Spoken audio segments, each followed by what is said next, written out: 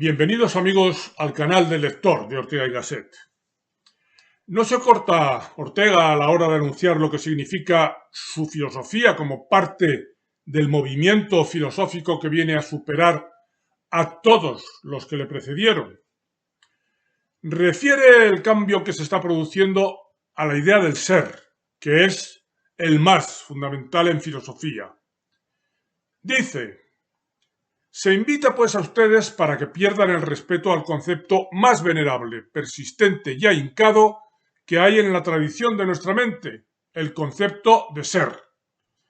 Anuncio jaque mate al ser de Platón, de Aristóteles, de Leibniz, de Kant y, claro está, también al de Descartes.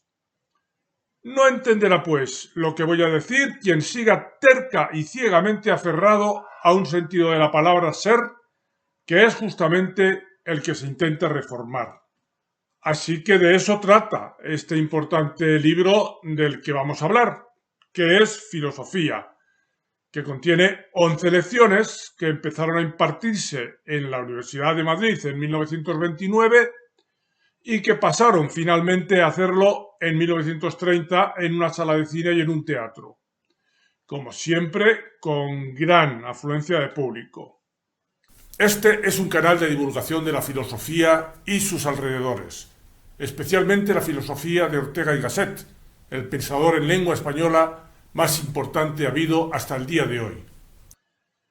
De inmediato, Ortega se preocupa, para evitar equívocos, de aclarar que no pretende con esas lecciones hacer una introducción elemental a la filosofía. Todo lo contrario, lo que quiere hacer, dice expresamente, es tomar la actividad misma filosófica, el filosofar mismo, y someterlo radicalmente a un análisis. Cuando habla Ortega de superar aquellas filosofías clásicas que ha citado, no lo piensa como un cambio en la verdad de ayer que la convierta en error para hoy, sino como un cambio de orientación en el hombre que le lleva a ver ante sí otras verdades distintas de las de ayer. Empieza así por diferenciarse fundamentalmente de Descartes y del positivismo, de los que dice: para él, para Descartes, como para el siglo XVIII, la historia no tiene contenido positivo, sino que representa la serie de los errores y equivocaciones cometidos por el hombre.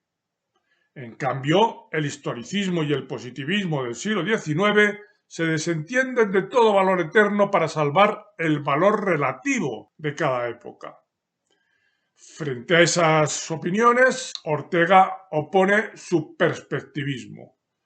Todas las épocas aportan su verdad, lo cual significa que no hay una época que aporte una verdad definitiva, como creía Descartes, ni tampoco quiere decir que después de constatar que haya tantas verdades como sistemas filosóficos, se deba concluir que no existe la verdad, que es lo que proponen los relativistas. En contra de unos y de otros, lo que procede pensar, según Ortega, es que cada época aporta una visión de las cosas y que conforma una verdad. Y el cambio de perspectiva que traiga consigo una nueva época hará que asomen otras verdades que releguen o se acumulen, pero no que anulen a la anterior. Sin embargo, señala Ortega que el cambio que supone la filosofía que los nuevos tiempos están gestando supondrá un cambio trascendental, incluso dramático, en el pensamiento y en la vida de los hombres. Dice: ahí está ante nosotros una vida nueva. Pero no, aún no está ahí. El cambio va a ser mucho más radical que cuanto vemos y va a penetrar en estratos de la vida humana tan profundos que, aleccionado con la pasada experiencia, no estoy dispuesto a decir todo lo que entreveo. Sería inútil, asustaría sin convencer y asustaría porque no sería entendido. Mejor dicho, porque sería mal entendido. Ello es que está ahí una ola recién llegada del tiempo nuevo, Sobre ella ha de brincar quien quiera salvarse. El que se resista, el que no quiera comprender la nueva fisonomía que toma el vivir, quedará sumergido en la resaca irremediable del pretérito, en todos los órdenes y en todos los sentidos. En su obra, si es intelectual o artista, en sus amores, si es sentimental, en su política, si es ambicioso. Vivimos, pues, tiempos críticos, aunque poco después rebaja Ortega el dramatismo de estas anteriores palabras.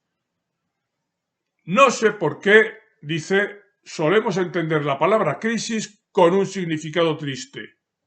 Crisis no es sino cambio intenso y hondo.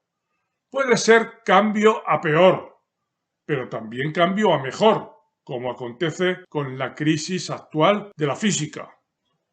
Efectivamente, la física va a servir de referencia para los grandes cambios que Ortega vislumbraba, que ya estaban acaeciendo.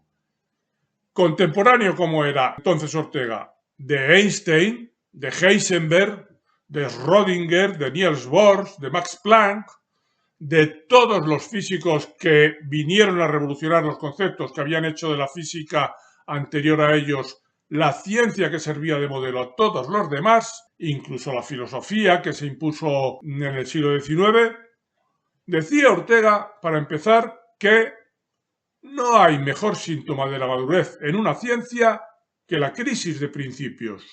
Ella supone que la ciencia se halla tan segura de sí misma que se da el lujo de someter rudamente a revisión sus principios, es decir, que les exige mayor vigor y firmeza. La física resulta que está obligada a concluir que no consiste en un fiel reflejo de la realidad que estudia, sino que se trata más bien de una manera simbólica de entender los trozos de realidad que estudia. Para aclarar esto, pone Ortega el ejemplo del Kursaal, un palacio de congresos y exposiciones, y dice: el director del Kursaal, que cuenta las perchas del guardarropa, averigua así el número de abrigos y sobretodos que colgaron de las perchas, y merced a ello, conoce aproximadamente el número de personas que asistieron a la fiesta. Sin embargo, ni ha visto las prendas de vestir ni el público. Ese director del Kursaal solo conoce en realidad las perchas numeradas que ha colgado en el ropero, y es ese conocimiento el que de manera simbólica le sirve para deducir el número de personas que ha asistido a la fiesta celebrada, aunque no vea a estas realmente. De igual modo, el contenido de la física no es el contenido de los cuerpos o materias hacia los que se refiere con sus abstracciones, sino que entre aquellos y éstas solo hay una correspondencia simbólica. Pero son muchas las maneras de ordenar las cosas que aborda la física y, por tanto, los símbolos en los que ésta queda expresada. Por eso, aunque sean ambas ciertas, la física de Newton y la física de Einstein son tan diferentes. Solo en ciertos puntos de la física trasciende del mero conocimiento simbólico, la física, y se acerca al conocimiento real de la naturaleza. Es en los experimentos. En ellos se parcela, se manipula, se abstrae un trozo de la realidad y se deducen las leyes que rigen esa parcela. Pero la realidad siempre será más amplia que lo que se pueda llegar a conocer experimentalmente. No es, pues, dice en concreto Ortega, la naturaleza sin más y según ella es, lo que el experimento nos revela, sino sólo su reacción determinada frente a nuestra determinada intervención. Por consiguiente, y esto me importa dejarlo subrayado en expresión formal, dice Ortega, la llamada realidad física es una realidad dependiente y no absoluta, una cuasirrealidad, porque es condicional y relativa al hombre. En definitiva, llama realidad el físico a lo que pasa si él ejecuta una manipulación. Solo en función de esta existe esa realidad. En suma, que lo que queda acotado en el experimento no es la realidad, sino un trozo, un fragmento de esta manipulada. Y es aquí donde reside la diferencia entre el científico y el filósofo, pues el filósofo, busca precisamente lo que sea la realidad, el ser de la realidad, con independencia de nuestras acciones, de nuestras manipulaciones.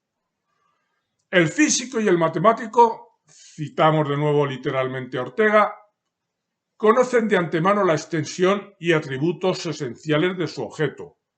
Por tanto, comienzan no con un problema, sino con algo que dan o toman por sabido.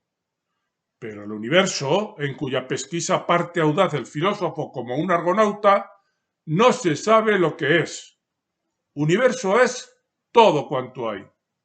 Pero cuando pensamos el concepto todo cuanto hay, no sabemos que sea eso que hay.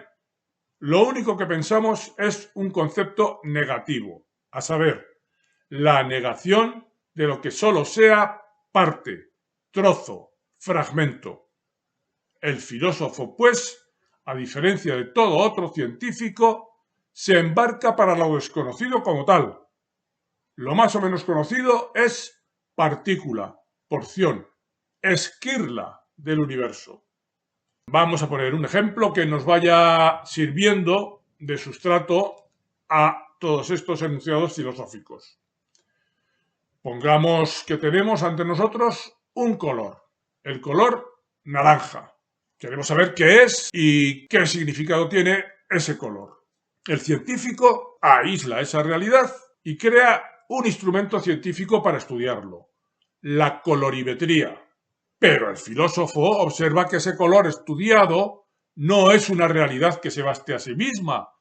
Por tanto, que lo que ha hecho el científico, el clorometra, es aislar una realidad respecto de las demás realidades con las que aquella está relacionada. Y entonces el filósofo observa que esa realidad que había más allá de la realidad abstracta, color naranja, es, por ejemplo, una naranja, que efectivamente sirve de sustrato a la realidad parcial que la colorometría había aislado y abstraído.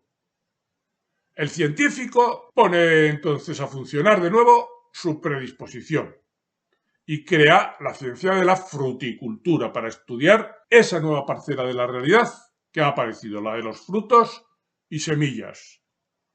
Pero el filósofo sigue pensando que la realidad naranja es de nuevo una realidad incompleta, parcial, y entiende que esa naranja no es, por tanto, una realidad sustancial, completa en sí misma, como con sus abstracciones ha concluido el científico, el fruticultor. Y sigue pensando que para entender lo que es ese fruto, ha de remitirse a una nueva realidad, el árbol en el que ese fruto creció. Otra vez aparece la mentalidad científica y aísla esa nueva realidad e inventa la botánica, el estudio de los vegetales, un estudio en que esos vegetales aparecen como realidad sustantiva y que se basta a sí misma para ser estudiada. El filósofo sigue dando la brasa, incomodando, y dice que los árboles no son una realidad sustantiva, una realidad suficiente. Así que sigue preguntando, tratando de completar la realidad aislada que era el árbol. Y observa que el árbol, para ser entendido, necesita ser referido a la tierra de la que brotó. De nuevo aparece detrás de él alguien con mentalidad científica e inventa la geología. El filósofo es un pesado y, como los niños, sigue preguntando y constatando que la Tierra también es una realidad incompleta. Es una realidad que depende, entre otras cosas, del clima. Y tampoco el científico se arredra e inventa la climatología para estudiar esa nueva parcela de la realidad. El filósofo se pone de los nervios cuando escucha la palabra parcela y sigue encontrando nuevas realidades detrás de esa realidad parcial. Ve, por ejemplo, que el clima depende del Sol y de los astros. Y ya tenemos ahí al científico, al astrónomo, en este caso, parcelando de nuevo. Pero el filósofo es incansable, porque al final es él el que descubre que todo está relacionado con todo. Y a desvelar esa totalidad es algo a lo que el científico desiste, porque él solo pretende aislar parcelas problemáticas de la realidad para las cuales puede obtener alguna respuesta a través de su método experimental. Y el científico hace bien, porque esas son sus pretensiones. Pero el filósofo no se conforma con dar respuesta a esas realidades parciales que al científico le interesan, porque el objeto de su estudio es el universo. Todo cuanto hay, incluso aunque no pueda llegar a encontrar respuestas para ello. Pasemos a expresar esta idea con las palabras de Ortega. La verdad científica se caracteriza por su exactitud y el rigor de sus previsiones, dice, pero estas admirables calidades son conquistadas por la ciencia experimental a cambio de mantenerse en un plano de problemas secundarios, dejando intactas las últimas, las decisivas cuestiones. De esta renuncia hace su virtud esencial, y no sería necesario recalcar que por ello solo merece aplausos. Pero la ciencia experimental es solo una exigua porción de la mente y el organismo humanos. Donde ella se para, no se para el hombre. Si el físico detiene la mano con que dibuja los hechos allí donde su método concluye, el hombre que hay detrás de todo físico prolonga, quiera o no, la línea iniciada y la lleva a terminación, como automáticamente, al ver el trozo del arco roto, nuestra mirada completa la área curva manca. La misión de la física es averiguar de cada hecho que ahora se produce su principio, es decir, el hecho antecedente que originó aquel. Pero este principio tiene a su vez un principio anterior, y así sucesivamente, hasta un primer principio originario. El físico renuncia a buscar este primer principio del universo. Y hace muy bien, pero repito que el hombre donde cada físico vive alojado no renuncia y de grado o contra su albedrío se le va el alma hacia esa primera y enigmática causa. De aquí que sea al hombre materialmente imposible, por una forzosidad psicológica, renunciar a poseer una noción completa del mundo, una idea integral del universo. Delicada o tosca, con nuestra anuencia o sin ella, se incorpora en el espíritu de cada cual esa fisonomía transcientífica del mundo y viene a gobernar nuestra existencia con más eficacia que la verdad científica. El siglo XIX pretendió reducir sus intereses intelectuales hasta los límites en los que era posible establecer la exactitud científica, renunciando a considerar esa parte de lo humano que nos lleva a seguir preguntando sobre las realidades últimas que hay detrás de cada verdad parcial que la ciencia descubre. Este volverse de espaldas a los últimos problemas, dice Ortega, se llama agnosticismo. He aquí lo que ya no está justificado ni es plausible. Porque la ciencia experimental sea incapaz de resolver a su manera esas cuestiones fundamentales, no es cosa de que, haciendo ante ellas un gracioso gesto de zorra hacia uvas altaneras, las llame mitos y nos invite a abandonarlas. ¿Cómo se puede vivir sordo a las postreras dramáticas preguntas? ¿De dónde viene el mundo? ¿A dónde va? ¿Cuál es la potencia definitiva del cosmos? ¿Cuál es el sentido esencial de la vida? No podemos alentar confinados en una zona de temas intermedios, secundarios.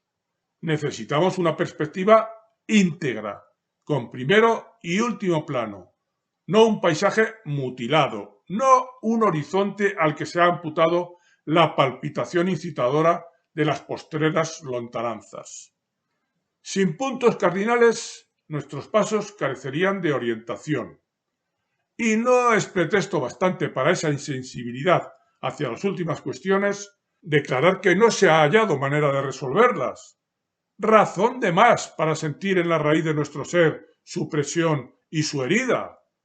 ¿A quién le ha quitado nunca el hambre saber que no podrá comer? Aún insolubles, seguirán esas interrogaciones alzándose patéticas en la comba faz nocturna y haciéndonos sus guiños de estrella. El norte y el sur nos orientan sin necesidad de ser ciudades asequibles para las cuales quepa tomar un billete de ferrocarril. Y concluye Ortega: la verdad científica es una verdad exacta, pero incompleta y penúltima, que se integra forzosamente en otra especie de verdad, última y completa, aunque inexacta, a la cual no habría inconveniente en llamar mito. La verdad científica flota, pues, en mitología, y la ciencia misma como totalidad es un mito, el admirable mito europeo.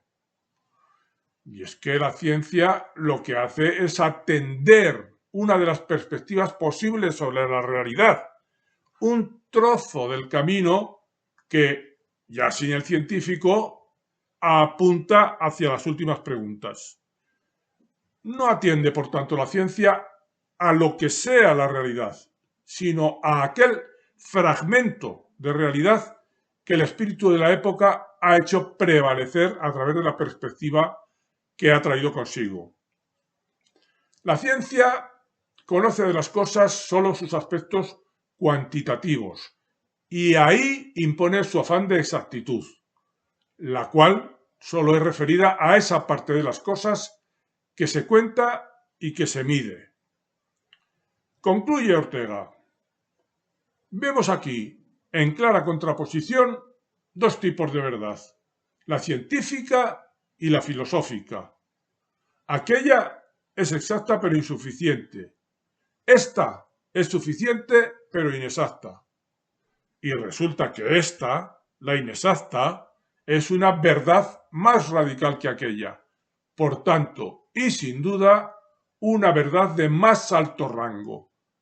No sólo porque su tema sea más amplio, sino aun como modo de conocimiento. En suma, que la verdad inexacta filosófica es una verdad más verdadera. Interrumpo aquí la exposición correspondiente a la primera parte de las 4 que dedicaré a introducir en esta obra de Ortega, importante, pero no del todo fácil, que se titula ¿Qué es la filosofía? Nos vemos pues en el siguiente vídeo. Hasta entonces, amigos.